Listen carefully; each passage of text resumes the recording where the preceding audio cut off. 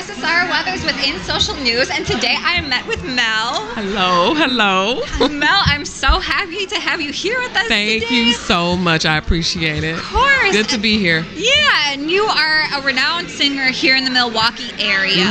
Can you tell us a little bit about the kind of music that you make? Yes, I will. Well, first, my name is M.E.L. I just want to start off by saying what M.E.L is and what it stands for. Actually, Absolutely. It's an acronym. Actually, my name is M.E.L, but it stands for My Eternal Love. Okay. And that kind of represents music and what I'm about. So I thought it was like the perfect words to describe everything about me and about music. Yeah. So back to your question again. The kind of music that you make, I mean, because you have such a beautiful acronym for your name too, so I can only imagine your music is just, Well, my style is neo soul and jazz. And my upbringing is, of course, inspirational and gospel. I grew up in a church.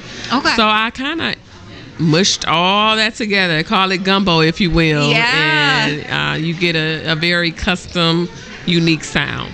That is amazing. Yeah. And so I know that you've just done a performance recently in December. Well, you've done quite a few performances recently, but can you tell us a little bit about the one you've done in December?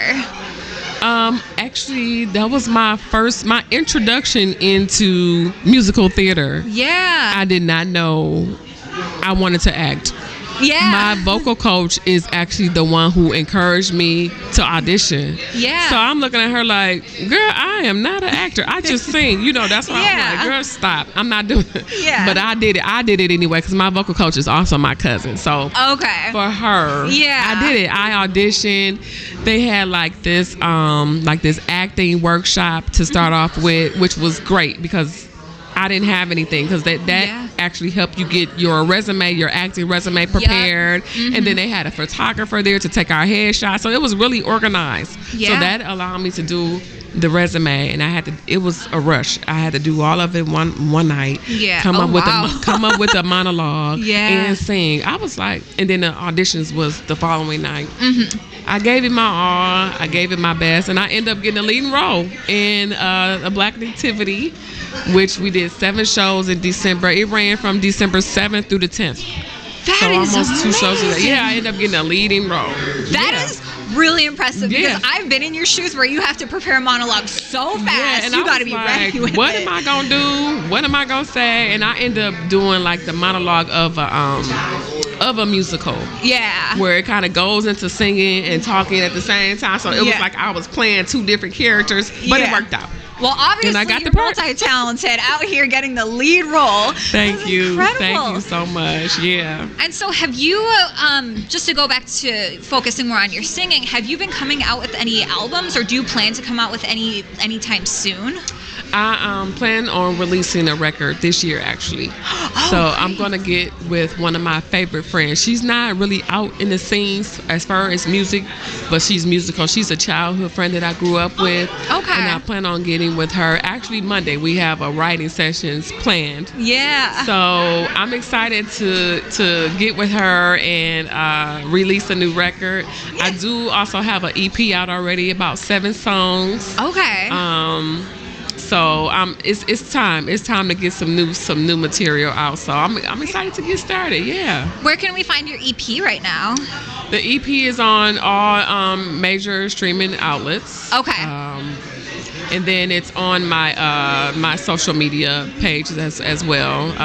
M.E.L on Facebook, and then M.E.L Songbird on Instagram. So yeah. Okay, perfect. That is awesome. Thank you so much. And I mean, just to really close this out, I know you had talked about really the creativity in the music that you make and kind of this unique sound or genre of your music that's very different from things that it's like as you said, like gumbo, like a mesh of things that kind of go together. Can you just tell us just a little bit more about that?